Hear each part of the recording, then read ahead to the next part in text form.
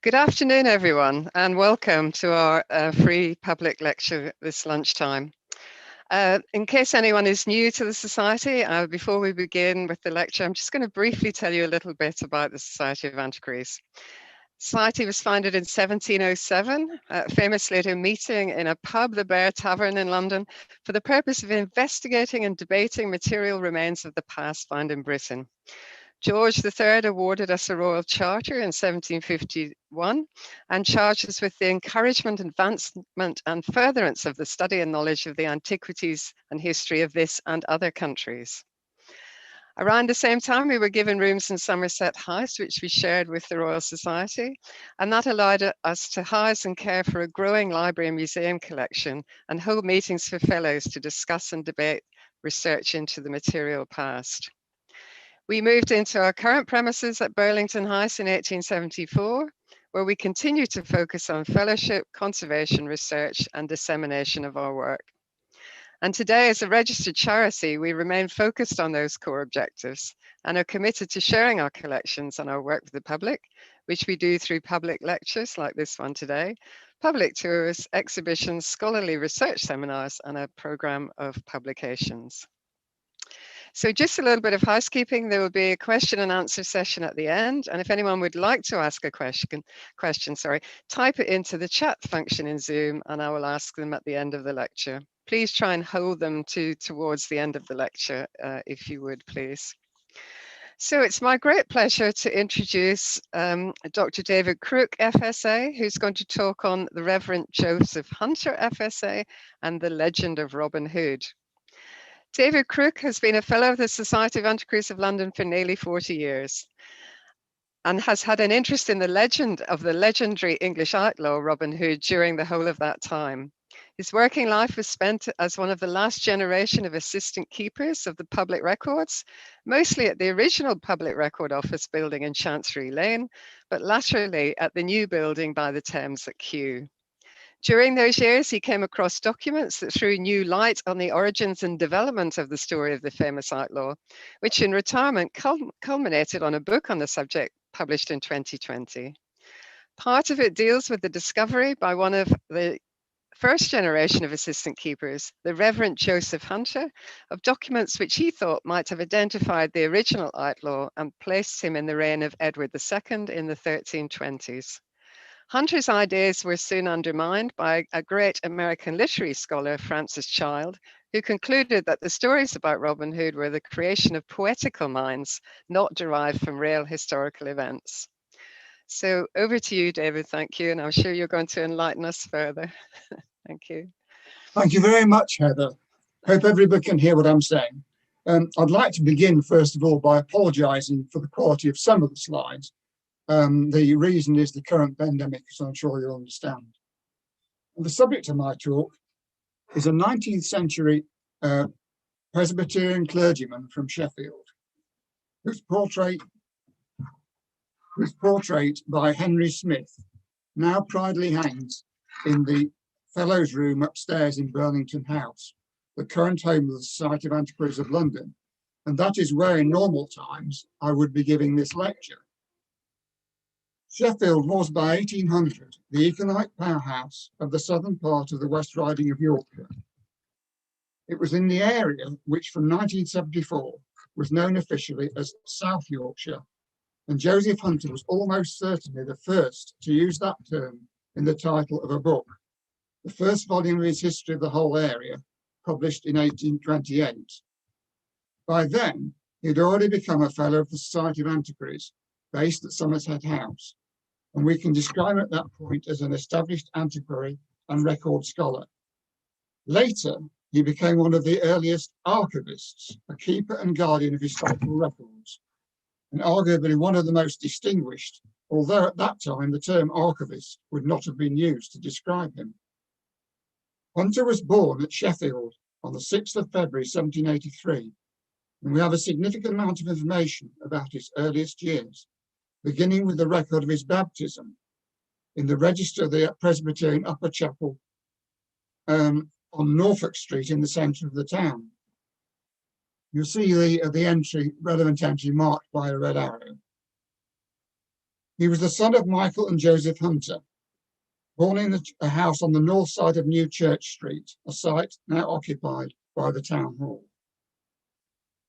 His mother died in 1787, and he, the only surviving child, was soon placed in the guardianship of the Reverend Joseph Evans, the minister of the upper chapel, who had early adopted his father Michael, who had himself become an orphan at an early age. The adoption was a very important event in the life of the family and the chapel, and was pictorially recorded in an exquisite miniature, which passed down through the family for at least 100 years, and of which at least its illustration survives. The young Joseph Hunter received a basic classical education at a school in Attercliffe, northeast of the town, where he was a weekly boarder from 1789 to 1796. His first book, published in 1819, includes as a frontispiece a picture of Sheffield and its belching chimneys from the Attercliffe Road, which must have been a view very familiar to him during his school years, as he moved frequently between the two places. After leaving school, from 1797, he served a full apprenticeship as a cutler, following family tradition, but he also had access to a subscription library, and from the age of 15, he developed an interest in the history and antiquities of the area. From about 1800 onwards, he was corresponding with local antiquaries and collecting historical and genealogical materials. After completing his training as a cutler, Hunter decided against a career in that trade, and in 1805 he went to New College in York, a Presbyterian college under strong Unitarian influence, to study for the ministry. The college was then located in Middleton House, 38 Monkgate, just outside Monkbar in York. It had moved there from Manchester in 1803 and taught not only theology, but also languages, history, and classics. The college left York in 1811 and eventually moved to London. And as it happens, during Hunter's later years, it was itself situated not far from his own residence in Bloomsbury at Gordon Square. On completing his theological studies in 1809, he became a Presbyterian minister at Trim Street Chapel in Bath, Somerset, where he remained for 23 years. Later, a friend and admirer, whose identity is not known, candidly stated that he was not an interesting preacher.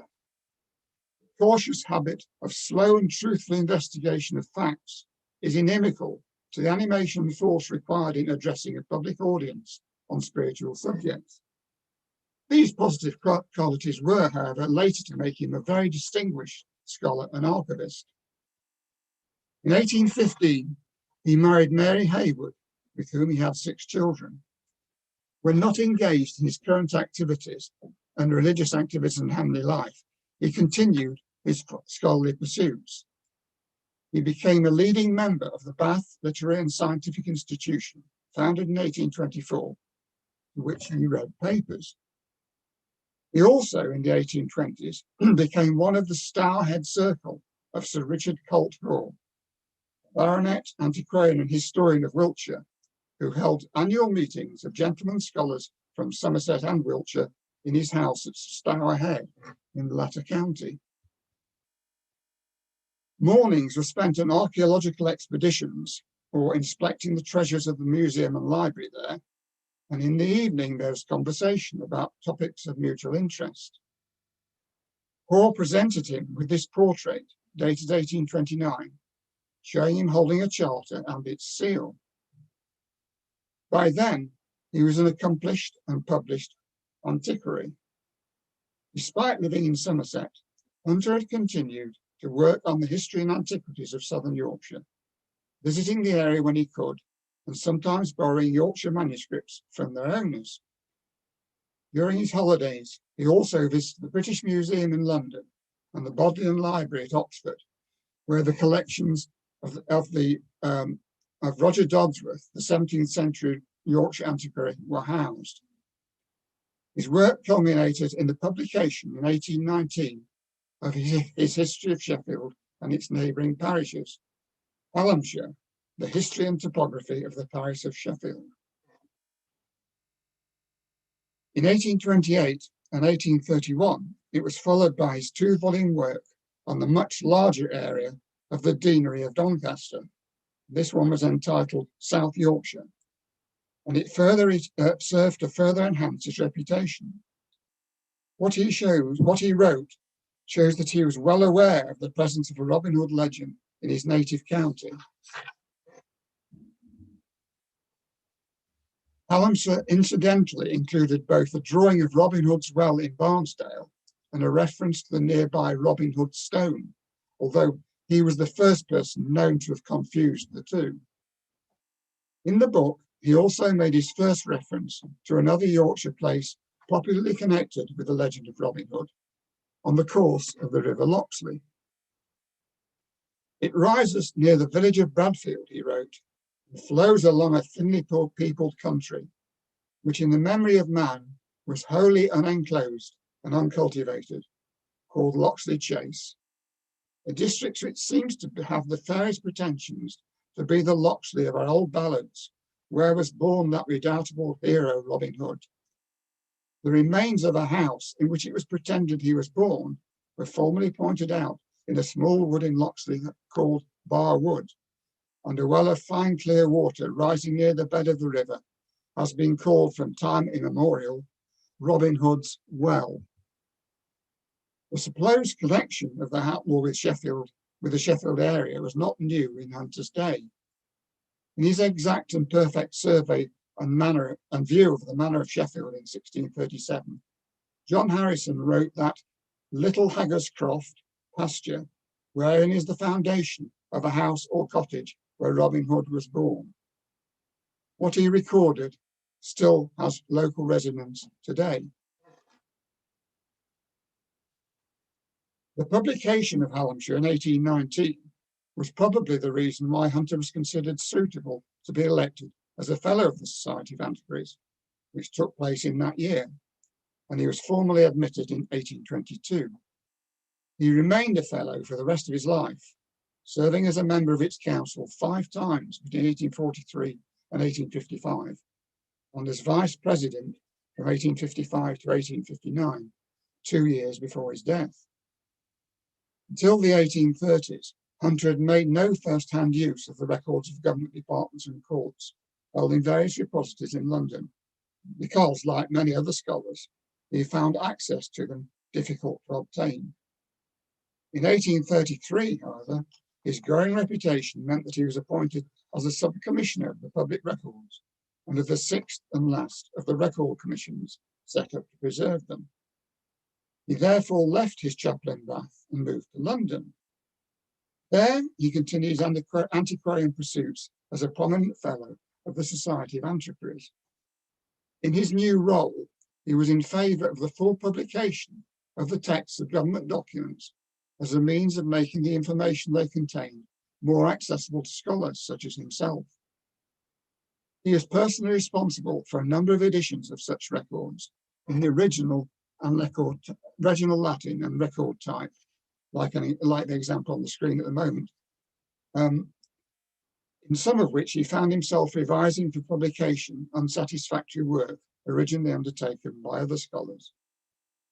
One particularly important volume was an edition of the First Pike Roll, the second oldest public record after Domesday Book, previously mistakenly attributed to the 5th year of King Stephen, 1140. He showed from internal evidence that in fact it relates to the 31st year of the reign of Henry I, 10 years earlier. It was only in 2012 that his edition was finally replaced by a new one published by the Pike Roll Society, with the abbreviations fully extended and with a translation added. He also catalogued various collections of private manuscripts for the commissioners, such as those in the libraries of Lincoln's Inn and Westminster Abbey, although he regarded such work as of lesser importance. The 6th and last commission attracted criticism for extravagance, leading to the appointment of a parliamentary select committee of inquiry in 1836. He gave evidence to it in defence of the commission, and in 1837 his work moved away from the editing of records for publication to the sorting and cataloguing of some of the most important records of the Exchequer. At the Augmentation Office, he began work on sorting and listing the so-called ancient miscellanea of the Queen's Remembrances Department, consisting of 751 sacks of detailed financial account, a task which remained his principal activity for the rest of his life. In 1840, after a period of great uncertainty about his future, he was confirmed as one of the first generation of assistant keepers at the new Public Record Office, established by an Act of Parliament in 1838, in succession to the Record Commission, to preserve the old records of government departments and central courts and make them more readily available to researchers in one place. In 1843, his office moved to the branch record office at Carlton Ryde, the former stables of Carlton House, where he remained with a team of clerks and workmen for 15 years, creating an ordered arrangement and brief descriptions for the previously disordered and often damaged documents. His superior, the Deputy Keeper of Public Records, Sir Francis Palgrave, had faith in his ability to carry out this work. He wrote that, altogether this task is one which requires, besides heavy labour, great critical knowledge, and that stimulus of earnest antiquarian zeal and energy with which Mr. Hunter is so peculiarly endowed. Antiquarian zeal was an appropriate phrase, for it's clear that Hunter's personal interest in these documents was more in the topographical and genealogical material they contained than what they revealed about the revenue of the medieval state. During his official work on the archives of the Queen's Remembrancer, Hunter identified documents which, he suggested, indicated that the original Robin Hood might have been a porter working in the household of Edward II in 1323 to 24. He put forward his case in a long essay, The Great Hero of the Ancient Minstrelsy of England, Robin Hood, his period, real character, etc., investigated and perhaps ascertained, which was published in London in 1852. He was the very first scholar to try and identify the outlaw through references in early official records. Hunter began his paper by asserting that, despite contrary views, the remains of the ancient minstrelsy of England were very important to the attentive examination, very worthy of attentive examination, and that he had made an approach at least towards ascertaining the true era of the person who is the subject of so many of his ancient songs, and the class of persons to which he belonged, by study of the matter laid up in the obscurest treasuries of history, and treating it as a subject properly historical. He went on to criticise the work of Thomas Wright, a younger fellow antiquary, published in 1846, and other folklorists who, acting in the wild humour of the present age, turned the men of former days into myths and made Robin Hood one of them among the personages of the early mythology of the Teutonic people. He rejected what he regarded as the much more reasonable conjecture that the outlaw was a mere creation of some poetical mind. His character could therefore be known on the basis of the earliest tales, which must have existed by the reign of Edward III, and the reference to rhymes of Robin Hood in Piers Plowman, the Middle English allegorical narrative poem by William Langland, proved, he thought, that the outlaw was regarded as a real person. He concluded this introduction by criticising those who proposed that the surname Hood meant nothing but of the wood, as if the surname Hood had not made itself sufficiently famous in England, as if it were not as ancient and as frequently occurring as most in the vocabulary. He pointed out the use of the surname in the court rolls of the Manor of Wakefield under Edward II, and gave a London example from a royal household roll of 1300, a Robert Hood who supplied beer to King Edward I's household, which doubtless came to light during his work. Hunter then gave a detailed account of the little jest of Robin Hood, by far the longest of the surviving stories, bringing in topographical and historical illustrations based on his research among the records in his charge, as well as material already mentioned earlier in his two published works on southern Yorkshire. The geste includes a story in which the king, having met Robin incognito, finds him a place in his household. Hunter fully accepted that the story narrated in the tale was probably a poetic invention, but noted that the appearance of Edward our comely king in later parts of the work gave the first indication of date, and he felt confident that Edward II, rather than either his father or his son, also both Edwards, was the king in question. The story describes a visit by Edward our comely king to the royal forests of Yorkshire and Lancashire, and then on to Nottingham.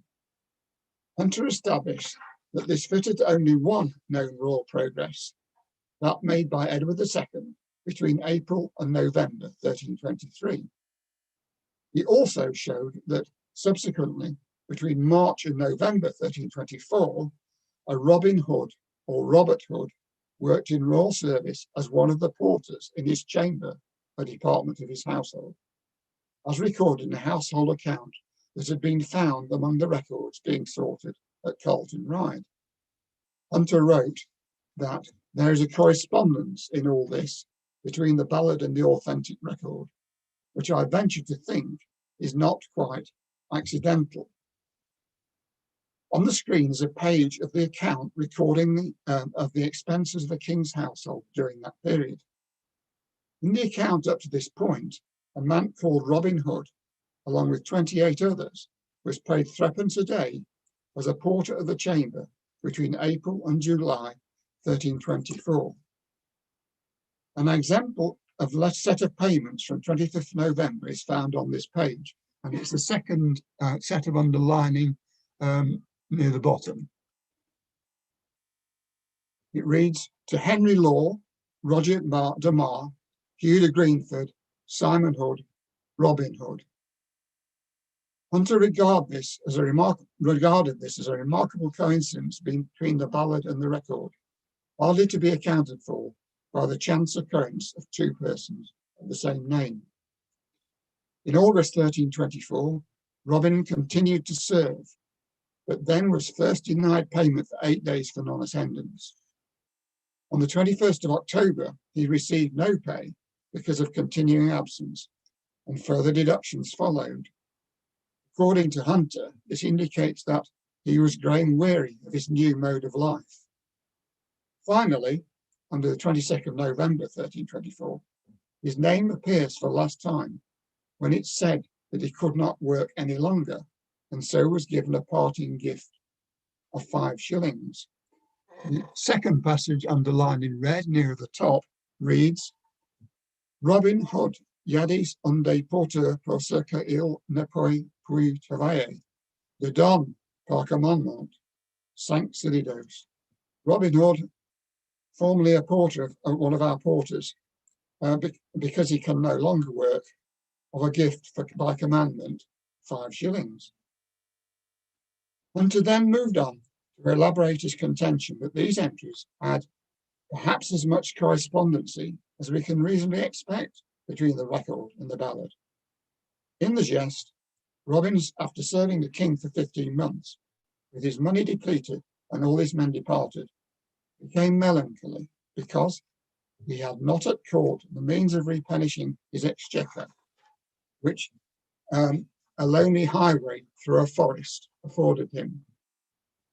He made up his mind to return to the greenwood, explained to the king that he wished to return to a chapel he had founded in Barnesdale.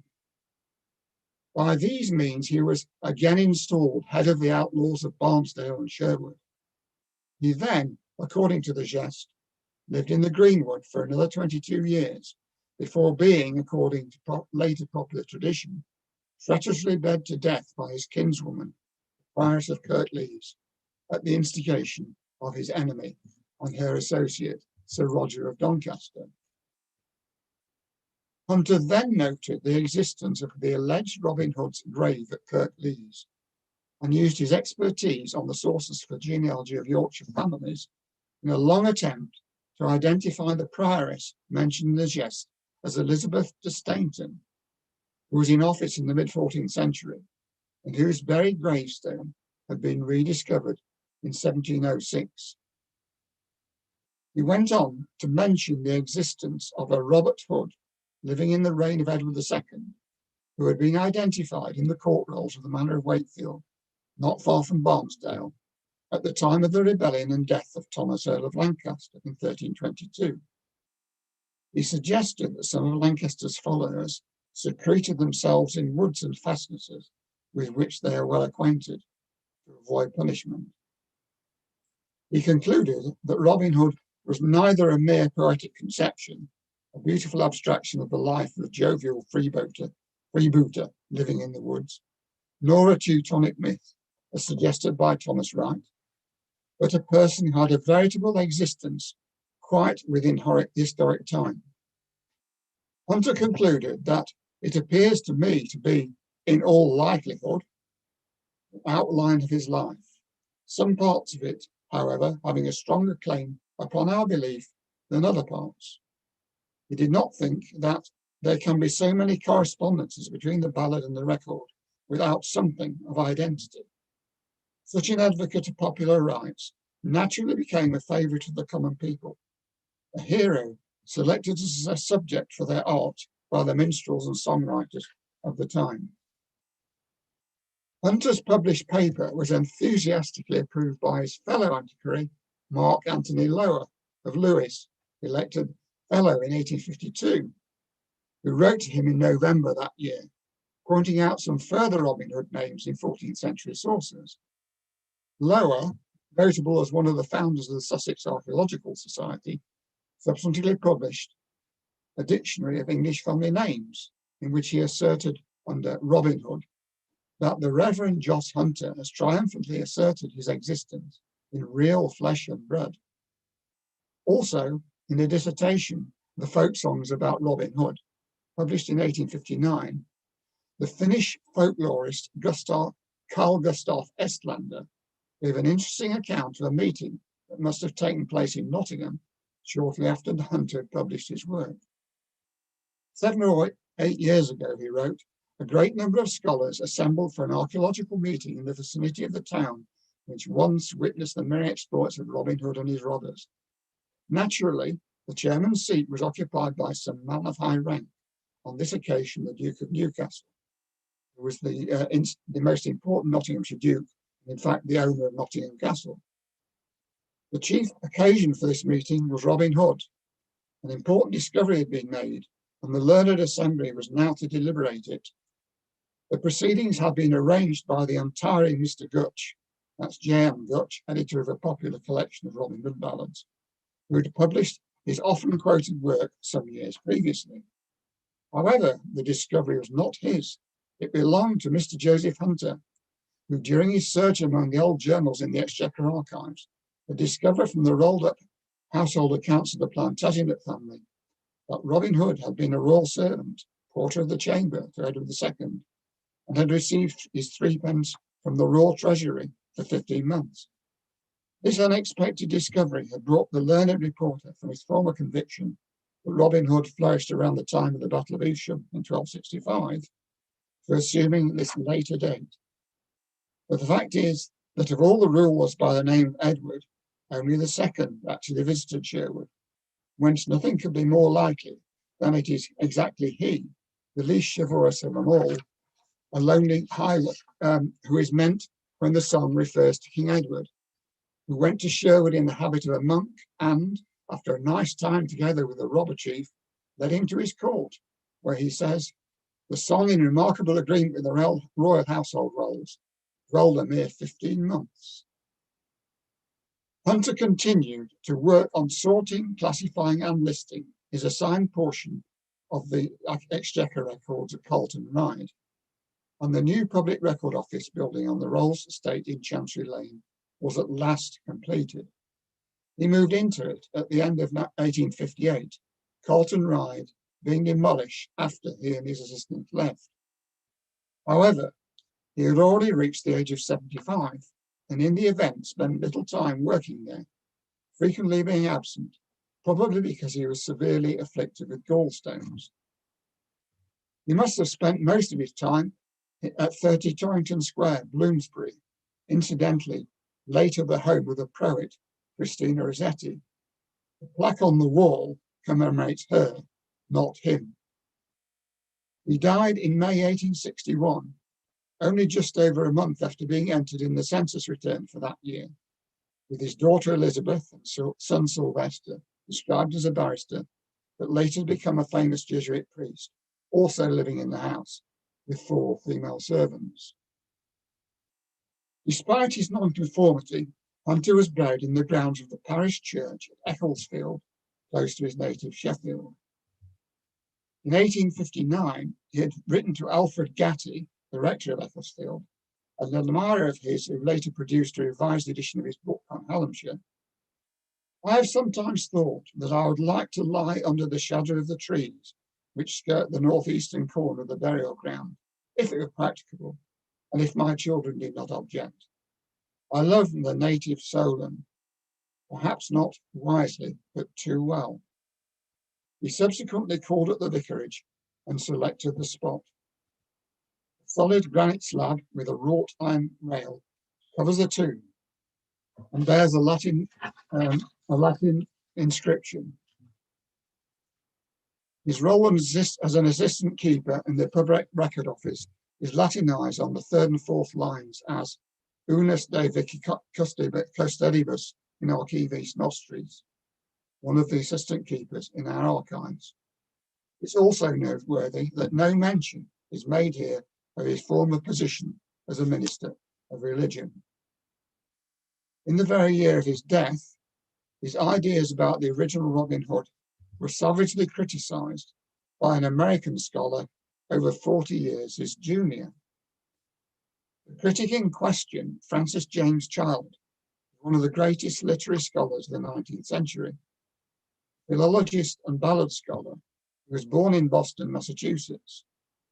In maturity, he was short-sighted, frequently suffering from gout and rheumatism, and noted for his impeccable scholarship and high principles, his ardent patriotism and religious convictions, and like Hunter, he was a Unitarian. He attended school in Boston before studying at Harvard University from 1842 to 1846. He then commenced his lifelong service to the university in various posts. Though in 1849, he was granted leave of absence and went to Europe for 2 years, studying German and Germanic philology at the University of Göttingen.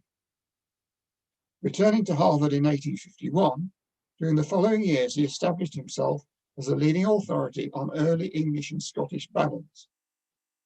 His first collection was published in Boston in 1857-8, followed by a second edition in 1860, the one which was also published in London in the following year, the year of Hunter's death. I've not been able to establish whether Hunter was aware of these criticisms before his own death, and certainly he never had an opportunity to answer them in print. In his introduction to that edition, Child savagely criticised the theories of both Hunter and Thomas Wright concerning Robin Hood.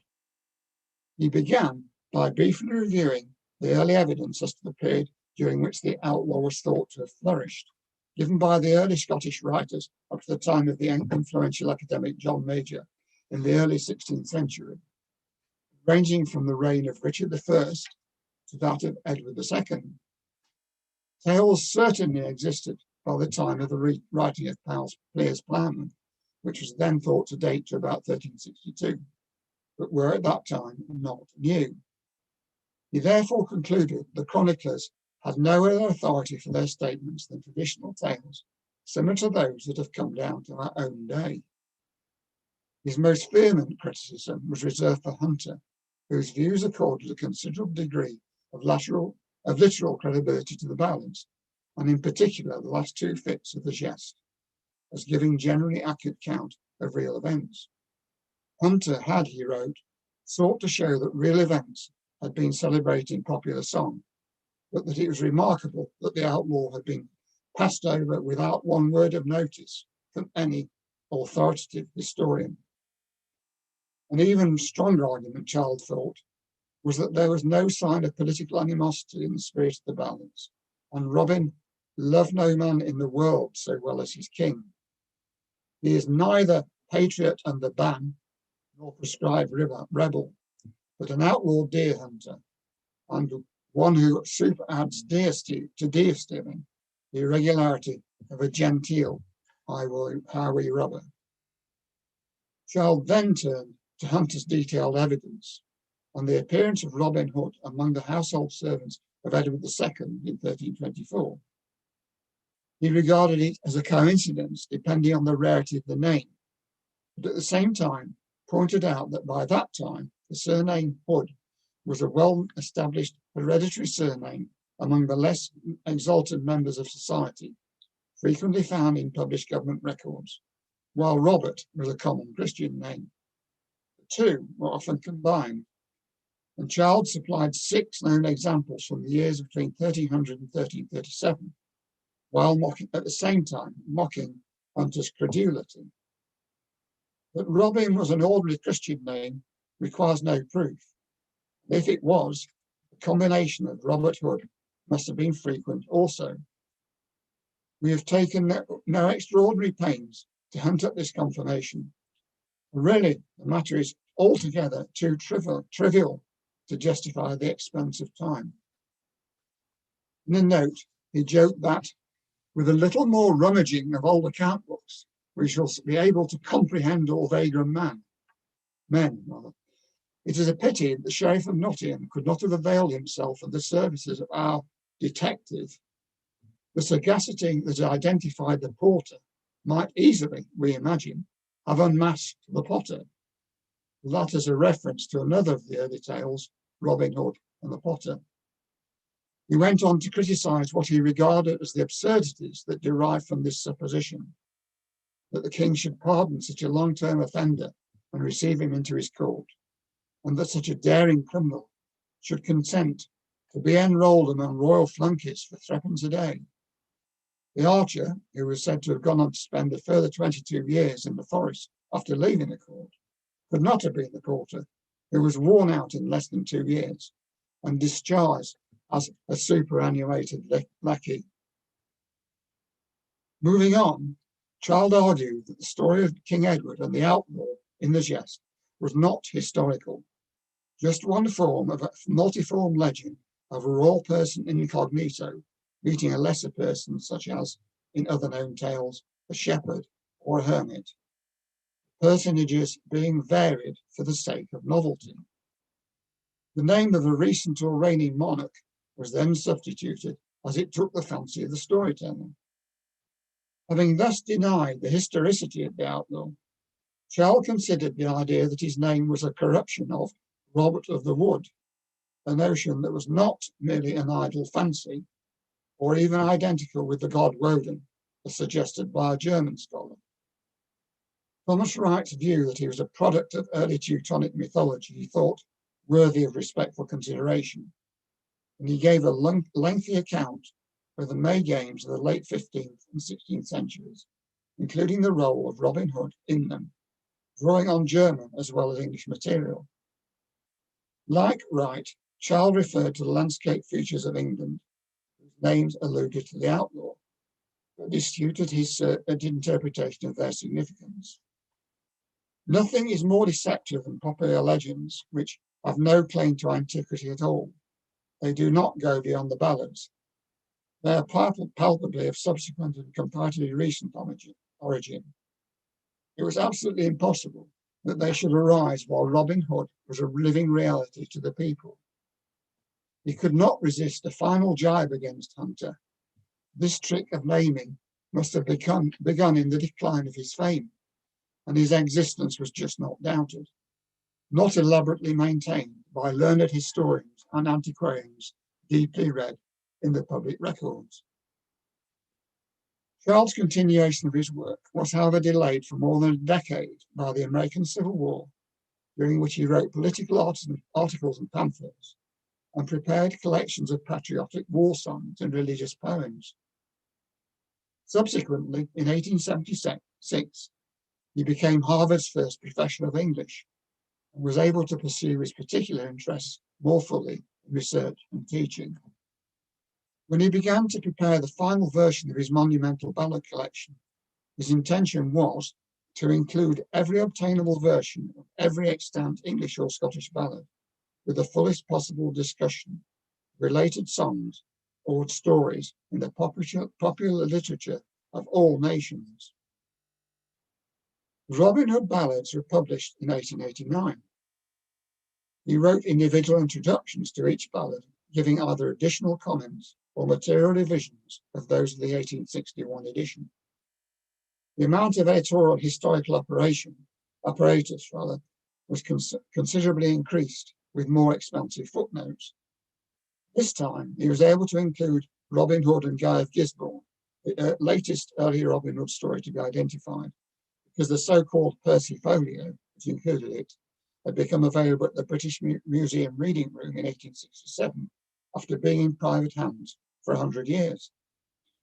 His view of Robin Hood had clarified significantly since 1861, and is found in a much-quoted passage in his lengthy and detailed introduction to the Geste. Robin Hood is absolutely a creation of the ballad muse. The earliest mention we have of him is of the subject of ballads. The only two historians who speak of him as a ballad hero pretend to have no information about him except what they derive from ballads. His alternative phraseology for the same point was that true popular ballads are the spontaneous products of nature.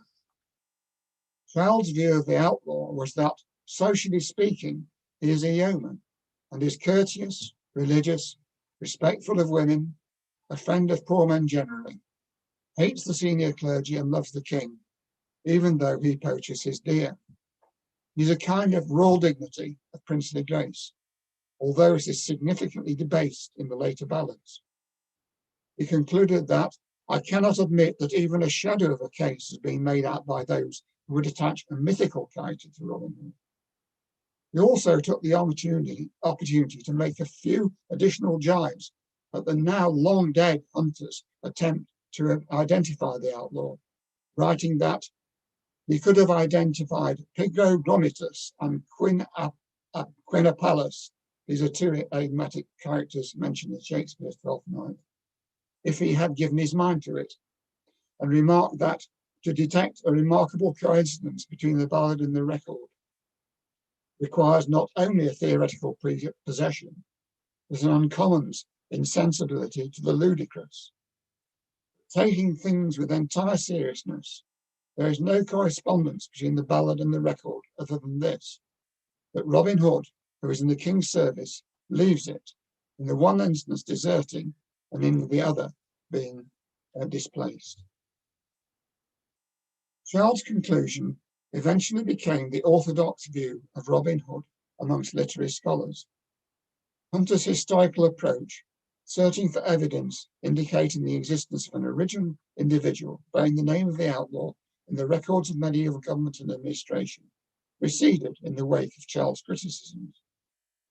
Perhaps as a result, professional historians paid very little attention to Robin Hood scholarship for many years.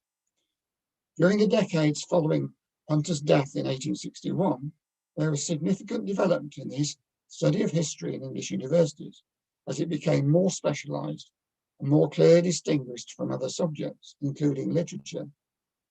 Child's criticisms did not prevent the republication of Hunter's article by local historian, publisher and printer Robert White at Worksop in 1883.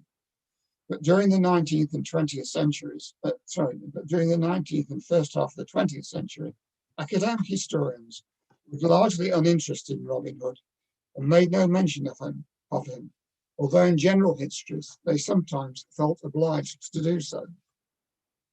In the volume of the Oxford History of England covering the century and a half following the Norman Conquest, Reginald Lane Poole was uncertain whether the elusive and irresponsible sportsman was an historical figure or merely a wood sprite of medieval folklore. In 1936, a professor of history at Nottingham University, A.E.B. Owen, pointed to a possible reference to him in a published Exchequer account of 1229 to 30, but did not trouble to follow it up by searching the unpublished ones. It was left to a local historian from Wakefield, J.W. Walker, to elaborate on Hunter's ideas.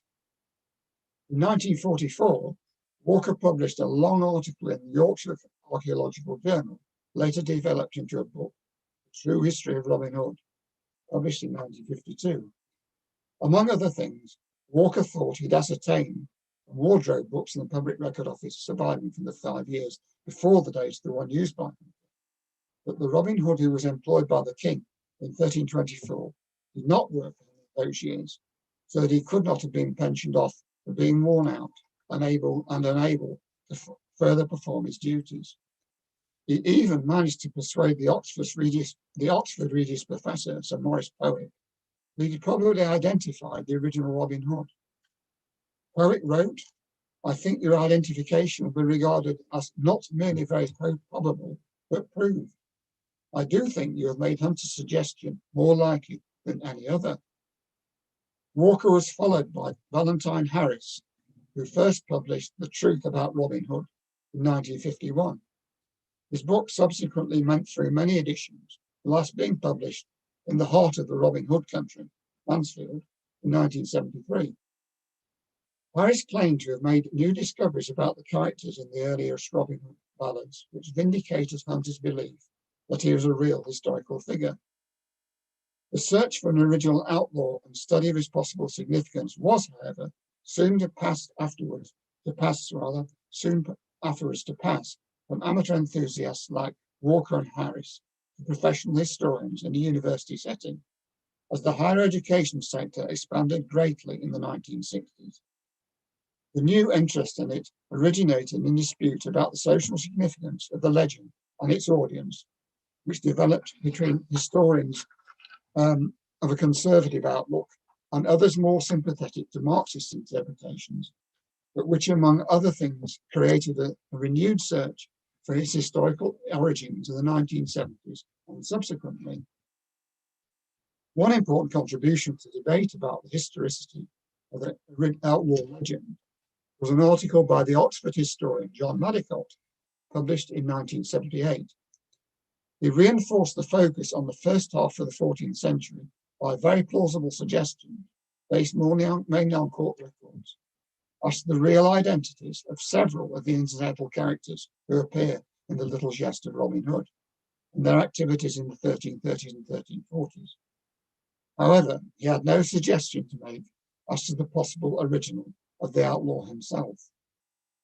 The historian most sympathetic to Hunter's general approach was James, later Sir James Holt, successively of the universities of Nottingham, Reading, and Cambridge. In 1982, Holt made a critical re-evaluation of Hunter's discredited 1852 identification of the porter of Edward II's chamber of 1324 as a possible original of the outlaw. He criticised the more recent speculative ideas of Walker and Harris. They had erected a vast jerry-built structure on Hunter's careful excavations by misunderstanding and misinterpreting the information they took from the documents. He also identified at the Public Record Office a damaged Royal Household account covering the period from April to July 1323, which showed that the porter Robin Hood received wages in that period also, so proving that he had worked for the king before he arrived in Nottingham later that year, and before being finally paid off in 1324 because he can no longer walk at work. Holt's own views were in their turn criticised by Barry Dobson of the University of York and later also of Cambridge, and co-author of the first detailed historical account of Robin Hood legend in 1976. Dobson said of Holt that he was, in some respects, a true heir of Joseph Hunter, seeking out the possible historical significance of the surviving early poems. He thought he was mistaken in not allowing for the possibility that the authors of the earliest stories randomly invented or substituted the names and places that occurred in them, or that the tales as we have them did not reflect their nature, at the time they originally emerged. A change in approach began in the 1980s with the discovery, mainly by Henry Summerson, a historian of criminal law, of some Robbie Hood and Robin Hood surnames in legal records of the second half of the 13th century, which pushed the search for an original Robin Hood back from the early 14th century until at least the middle of the 13th. Men with the surname Hood in one of its many variant spellings occur commonly in documents from about 1200 onwards in many counties of England, stretching from Dorset to the southwest. From Dorset in the southwest, Northumberland, on the Scottish border. It can be explained as deriving originally from someone who made hoods, or more frequently, who was noted for or characterised by the wearing of a hood. The earliest yet identified was a tenant of the Manor of Wakefield, John Hood, mentioned in a document filed in the King's Court in 1202.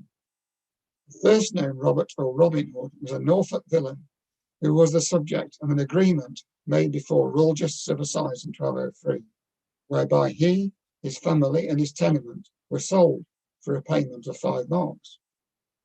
6 examples of the name discovered at random in early records had been cited by Hunter in 1852, and in 1861 his critic Child also pointed out the frequency with which the surname Hood and its variants occurred in medieval English documents already in print by that time, and cited additional examples. The great increase in the number of documents sorted and identified since the time of Hunter has provided easier access to many more Hood names in a variety of temporal and geographical contexts, many of them preceded by the Christian name Robert, whose diminutive form Robin seems rare to have been used in documents written in Latin, but it could appear in ones using Anglo-Norman French. Men called Robert Hood, or one of the variants, with no implied connection with the legend, are not uncommon in early governmental and legal records, even after the legend itself had already been widely disseminated. The map shows a number of widely scattered Robin Hood surnames in 13th century Northumberland, derived from a variety of documents, which happen to have survived. Similar maps could be drawn of many other counties. The earliest identified instance of a combination of Robbie or Robin to form the surname Robbie Hood or Robin Hood occurs in an entry in an Exchequer memorandum in 1262, which pardoned a fine imposed on a monastic house in Berkshire by royal justices sitting at Reading in the previous year.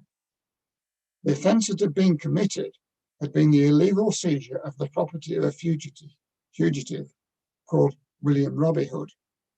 It appears from the details in the entry that he was a member of a criminal gang, all of whom had fled from justice and were to be outlawed because they were suspected of having committed many robberies. The significant point is that in the earlier court record, William is referred to not as William Robbie Hood, but as William, son of Robert Lefebvre. At some point in the administrative process between the court record and the entry on the Exchequer roll, a year later, an unknown clerk had altered the name of the individual concerned from William, son of Robert Smith, to William Robbie Hood.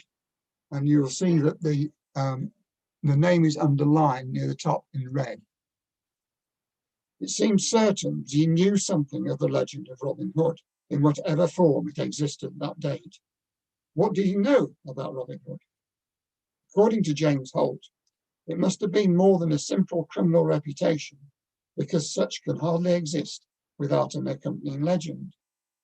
The most likely answer is that the clerk already knew some of the tales that were later given literary form. Barry Dobson, however, thought that the name Robin Hood was in common use as a nickname for a fugitive or outlaw, but without the benefit of any fully developed legend at all.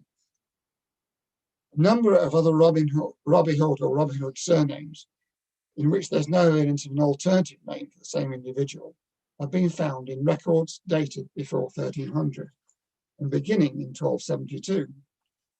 Most of them relate to criminals whose offences were reported to itinerant royal justices in counties in southern England. In the earliest, in Essex in 1272, and Alexander Robin Hood was one of many men indicted for burglary or homicide or larceny in Essex who failed to appear in court and so were outlawed. Other examples are known not to have been criminals. In 1295, there was a civil case relating to Tilbrook in Huntingdonshire, in which a William Robin Hood was one of the plaintiffs who sued another individual for a small annual rent. His name's underlined in red. When the case continued in the following year, his name was spelt Robin Hood, IN, rather than YN. The civil nature of this plea must mean that his name was supplied with the others when the group purchased their writ from the Chancery, so it could not have been invented on the hoof by a court clerk. William either inherited it from his father, adopted it from himself, or accepted the appellation from his fellow plaintiffs. In the following year, a man called Gilbert Robin Hood paid his contribution to a national tax at Hungry Hatch near Fletching in Sussex. His name is underlined. The surname Robin Hood seems to have become a common example of what might be called celebrity names, names clearly derived through reference to a universally familiar personality. These are very rare indeed before 1300, and only a handful of examples have so far been identified. The earliest was a Prester John, who acted in the King's Court as an attorney for several Lincolnshire litigants between 1207 and 1219. He was clearly named after the Christian priest king who, according to 12th century legend, ruled in Central Asia and fought against non-Christian rulers there. In Yorkshire, a Henry Saladin, who reportedly accidentally drowned in a marsh in or a little before 1231, must have been named after the Saracen Sultan and opponent of Crusaders in the late 12th century, who died in 1193. In Nottinghamshire in 1280, Robert Jesu Christ of Radcliffe-on-Soar was involved in litigation over a small inheritance there, and in the entry the name appears no less than 8 times, some of them underlined in the slide. The research on surnames indicates, therefore, that the legend of Robin Hood is very likely to have originated a little while before 1262. Documentary references which lead to this conclusion are all derived from the public records, but from court records of the Common Bench and King's Bench and an Exchequer memoranda roll that were not readily available to Joseph Hunter as he worked on the Queen's Remembrance records at Carlton Ride, and which were in any case only definitively categorised by Cecil Meekings in the 1950s and 1960s. When Hunter moved in 1859 into the new repository in Chancery Lane, these early records that had for centuries been stored on several sites in London were now for the first time together in one place and so physically accessible to him. He might, with sufficient time and leisure, have found in these sources further information relevant to the origins of the outlaw legend, had he sought to do so. He was, however, a sick man already in his mid-70s and frequently on leave from the Public Record Office, and had no such inclination.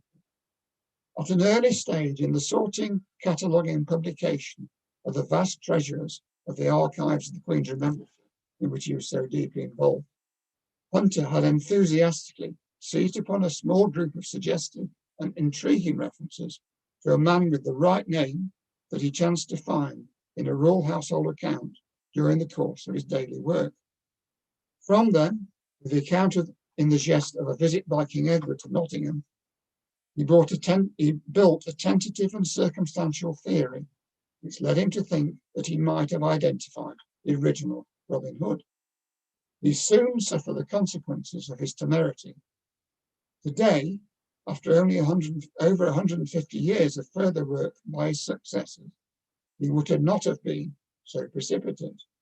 He was looking for legendary outlaw in what might have been one of the right places, but the archival landscape in his time lacked most of the signposts and maps that generations of his successors have subsequently provided.